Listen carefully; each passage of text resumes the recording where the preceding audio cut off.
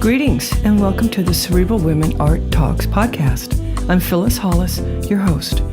As an extension of my Instagram page, Cerebral Women, this podcast offers insights into the visual art world. I interview artists, mainly artists of color and female artists, who will freely articulate what inspires their creativity.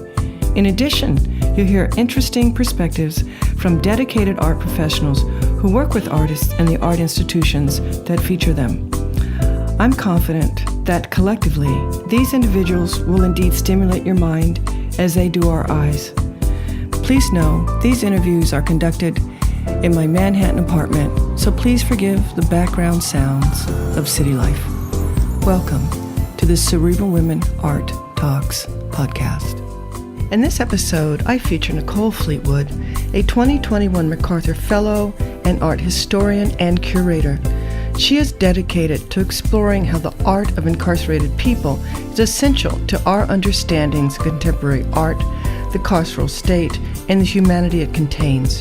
Her earlier work focused on representations of Blackness in art, performance, and popular culture, particularly how assumptions within American culture about Blackness are disrupted or reinforced by Black artists and public figures.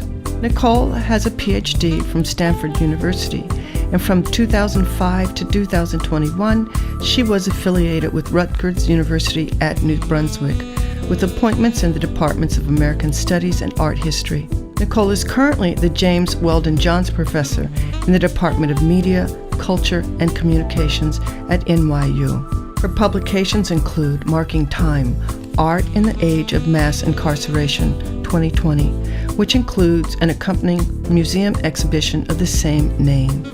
She organized and was the guest curator of the exhibition at MoMA PS1. Her additional books include Troubling Vision, Performance, Visuality, and Blackness, 2011, and On Racial Icons, 2015. Nicole also co-curated exhibitions and has been featured in several articles that include Art Forum, African American Review, and Aperture, to name a few. Please visit the Cerebral Women website for an expanded and more thorough review of Nicole Fleetwood's amazing accomplishment. Enjoy this episode, and thank you. Nicole, I really appreciate your time, and I'm delighted to feature you on the Cerebral Women Art Talks podcast. Welcome. Thank you. I'm really happy to be here, and I love your podcast. Thank you. Yeah, me too.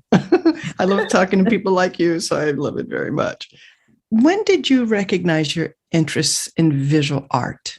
That's an excellent question, and maybe it's a hard question for me to answer because to be honest, I've always identified with books and words. I'm a really textual person, but I also know that whenever there's transformation taking place in my life, that I have to visualize it first. I have to see it, so then images become really important in terms of just like next steps. So at some point in graduate school, I went to Stanford for grad school. I was really interested in the relationship between the visual field and just subject formation, but specifically racialized and gendered subject formation, and thinking about our own interior lives and the visual world that we might all share, and how jarring one sense of self can be, especially as a Black woman in such a white supremacist, heteronormative visual culture.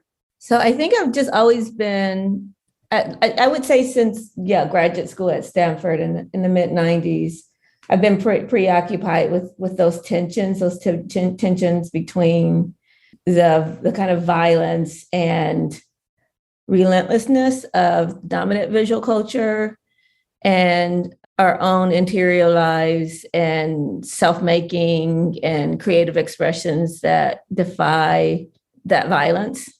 And I think I've looked at those tensions in a number of projects, from my first book, which was called Troubling Vision, Performance, Blackness, and Visuality. And it was like literally thinking about this kind of tension and thinking about the troubling presence Black bodies in dominant visual culture, but also how Black artists will use this idea of troubling to create kind of a new image repertoire and to challenge the history of racialized visual violence. And then in my second book on racial icons, I was looking at a set of images, widely circulating photographs of Black celebrities or political icons, and the way that those images kind of negotiate, a complex history that, is again one that's about settler colonialism and white supremacy and the various myths of the United States around racial progress and American democracy. So I did that through a set of visual images, and also talked about like how the Black icon is, a figure who embodies contradiction, as the icon comes out of like a religious or sacred histories or etymology around veneration, almost deification, and Blackness, throughout Western culture and Western epistemologies really represents denigration, which is, to turn into someone who is below human and who is blackened, as in smeared, as in whose relevance and status is lowered. So thinking about like how the Black icon straddles those two histories of denigration and veneration. And you can see that like really in a figure like Barack Obama or Serena Williams. And then I also think about like posthumous icons who didn't survive anti-Black violence, like Trayvon Martin and his selfie with his hoodie and how that image circulates. And then more recently, over the past 10 years, I've worked on a project that's about art and mass incarceration to have a sustained engagement with aesthetic and critical practices, especially among incarcerated people, to create visual worlds with the scarcity of materials available in prison that really defy the strictures of the prison, which is to isolate, to dehumanize, to turn the person into, a ward of the state who exists to be punished. So I look at how creative engagements, the practices, aesthetic experimentations of incarcerated people really, again, defy those strictures, that kind of dominant visual culture, or what I call carceral visuality. What was the catalyst that led you to conduct that research and write that book? So I started working on Marking Time, Art in the Age of Mass Incarceration. But I mean, really, it was one particular image of my cousin DeAndre posing with my Aunt Frances. And this was during a visit by my Aunt Frances to DeAndre, who was incarcerated in a prison in Ohio, not far from where we grew up in Southwest Ohio. And DeAndre was arrested and convicted at the age of 16 and sent to an adult prison, and spent almost 10 years in prison. And over the course of visits, he would take these images when people would come to visit him, including photographs that I took with him. But there was one particular image where he and my Aunt Frances, his grandmother, were smiling and they were hugging each other. And it's so reflective of Black family kinship and love and connection that we continue to practice, as so many systems have tried to really break up those family relationships. From the history of Black people on this continent, it's been about separating Black people from all they love and know. So I started to really work with that image, and I actually worked with it through kind of meditation practices, and I had it hanging in my house. And I remember one time in art history, a friend who's an art historian came over and asked about it. And then I just started writing about it and kind of writing to it. And then I hung up other images of my incarcerated loved ones. And I started sharing those images during public presentations. Whenever I was asked to speak at a university or a museum or a cultural center, I would just start talking about these images of my incarcerated loved ones. And the project grew really organically from there. People would come up to me afterwards and say, oh, I have similar kind of pictures, or I was in prison, or I know someone who was making art in prison. And it was organic, like over a decade of my sharing and then people sharing with me and collaborating on formal and informal programs and initiatives. I think one of the first big events that I did around this research was at Rutgers in 2014. It was a conference that brought over 100 people together. Many of them were formerly incarcerated people. And it was one of the first kind of, large gatherings of system impacted artists, activists, educators, lawyers, and so many collaborations actually formed out of that meeting. And a lot of the artists who are featured in Marking Time came to that event. And I just maintained relationships. I grew relationships with them, I should say, not maintained, that the relationships actually grew over time. And were you amazed at some of the art that you were seeing? Absolutely. I was blown away.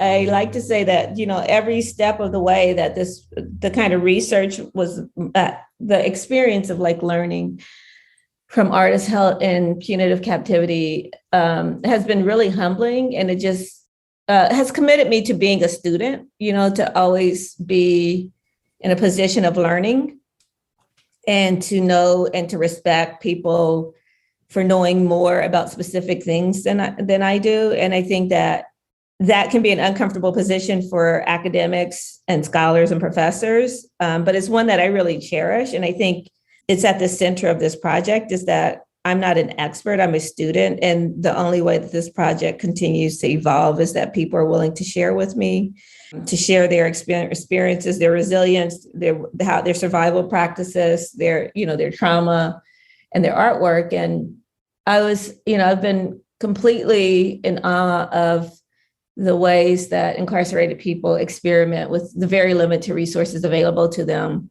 to make incredible works of art. What do you enjoy most? I'm so impressed by you, but what do you enjoy most? Teaching at the university level, research, writing, being a curator? Yeah, I think it's hard for me to separate those things out because they're connected for me. Like, for example, I didn't know how much I liked public programming until I really got involved in it around this project. And I realized, the more I was doing public programs, the more the project grew, so that the public programming fit directly into my research, and so it wasn't like a service thing or something separate from my research.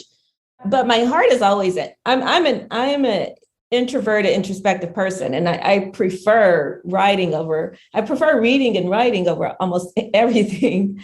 But I also like to be in museums and galleries and in front of art by myself. It's like a sacred experience for me. Like I like when I can just be alone with a work of art. And I know that's a privileged position to even be able to say that, because a lot of people can't experience art like that. But it is something that, to me, that is like very similar to praying or meditating, when I'm just like with a work of art. I understand that. And what form of visual art do you prefer the most? Abstract, figuration, sculpture, ceramics? Yeah, I mean, I'm pretty promiscuous with my love of art. So yeah, I would not say that. I mean, I'm definitely someone who's much more, I would say, more into contemporary art than I am, other time periods. Yeah, I love it all. Yeah, I know, me too. What do you feel real change looks like within art institutions? So I like your question. What do I think real change looks like within art institutions? It was last night I had the fortune of hearing Angela Davis give a lecture at Rutgers University.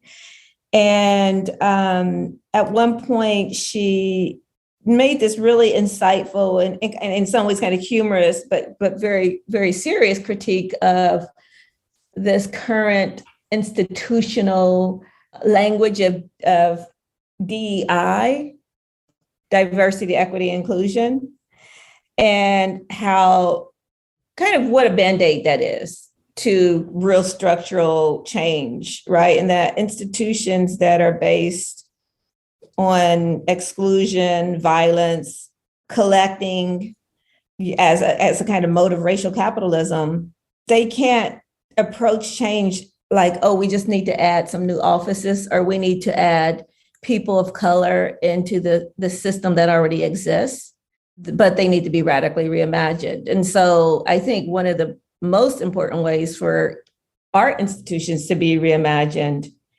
is as public spaces, like really as public spaces, and not as like, oh, who's a member of this museum, or who has the money to pay for admission to this museum, and that the collections of the museum also are considered part of like public archives that people have access to. You know, if museums are supposed to reflect culture in the broadest sense, then if culture in the broadest sense cannot be owned or gatekept by a small elite group of people. I also think it's important too that museums are not just spaces of presentation, but they're actually spaces of production, that people don't go there to just see things that have already been made and polished and framed, but that there's the feeling that culture is actually happening, being built, co-created in those spaces.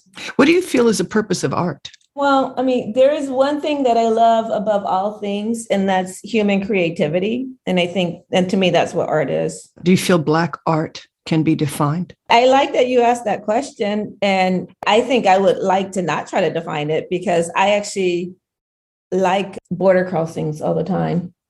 But I do think that it's important that people, from art administrators to curators, to scholars, to artists, have a stake in the idea of Black art, that is something that people actively care about, and they're actively working to not only produce it, but to amplify its significance and make sure that it's preserved. So I think that investment is absolutely vital in the idea of Black art.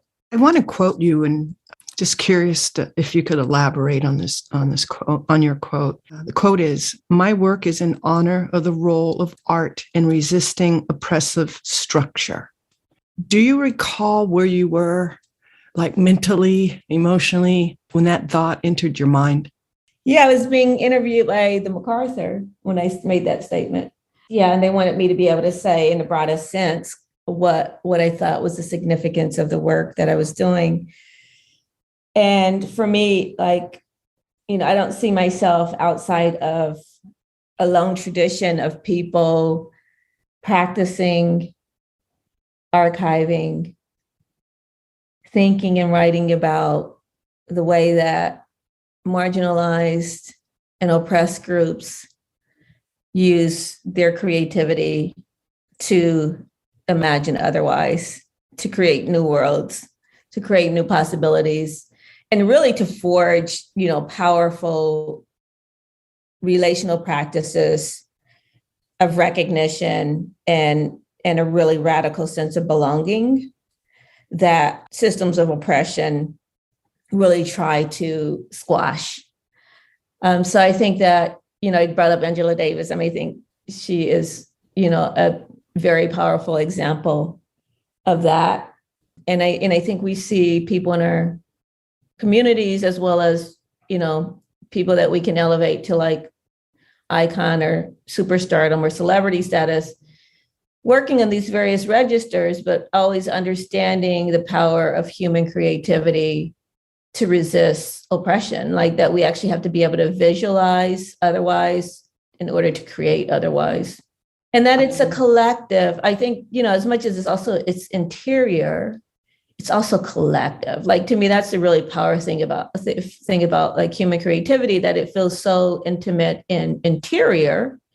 I mean, at some place it takes place on, like, literally, you know, in our mind's eye, but it's also about like really connecting us in very expansive ways to kind of a broader a broader sense of belonging. And I think that also, it has a viscerality to it. Like when I'm in awe of a work, it's not a head experience, it's a full body experience. There's like a visceral reaction to it. What are you excited about now? So I am working with a group of really thoughtful people to travel marking time, and the exhibition, and it debuted at MoMA PS1 from September 2020 to April 2021. And since then, it's traveled to Birmingham. It was at the Abrams Engel Institute for Visual Arts on the campus of the University of Alabama, Birmingham, in the fall of 2021. And in April, it feels like a really special homecoming. It's going to travel to the National Underground Railroad Freedom Center in Cincinnati, which is 30 minutes away from where I grew up, and probably 30 to 40 minutes away from where that photograph that I described of my cousin DeAndre and my Aunt Frances was taken. And so it'll open there on April 22nd, and it'll be up through August. And we're going to do a series of programs while it's up. So I'm really excited about that, continuing to travel. We have some other venues that we're booking around it also. And I also recently was awarded the Genevieve Young Writing Fellowship from the Gordon Parks Foundation to do a project about Gordon Parks and kind of his mid-century artistic engagement. And so that's going to be both written, like a project that involves text and some curatorial work. So I'm delighted about that as well. Yeah, and just to continue these conversations. I'm someone who likes to be I like ideation. So I like to be able to throw ideas around with people and then to see what we can do to manifest them or to co-create together. You must provide so much inspiration to formerly incarcerated artists. I mean, the fact that their work is appreciated and showcased, I mean, it must just be so uplifting for them and promising.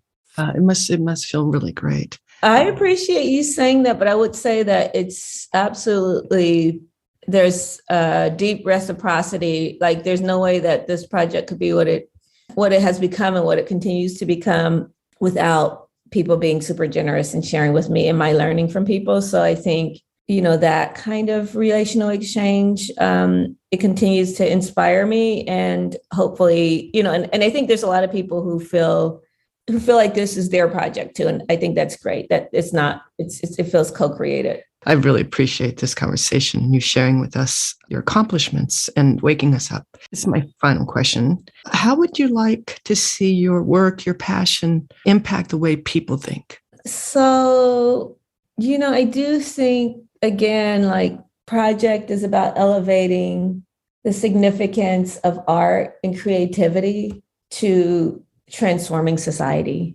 And I think I've said this in a number of ways, but like for me, when people read the book or visit the exhibition, that I want them to be in awe of the artwork and also to be more engaged in the urgency of ending prisons. Thank you so much, Nicole. I appreciate your time. Thank you so much. I really appreciate your time and your interest in the project. And I would like to say that, like, one of the things that I did before we started the podcast, and one of the things I try to do at all my talking events is to just like reconnect with my mantra around this project, which is, may this be in the service of love and liberation. I love that. I'm going to steal that quote, actually. Thank you again. Thank you. Thank you for listening to Cerebral Women Art Talks podcast. For additional content, please visit cerebralwomen.com and be sure to follow Cerebral Women on Instagram.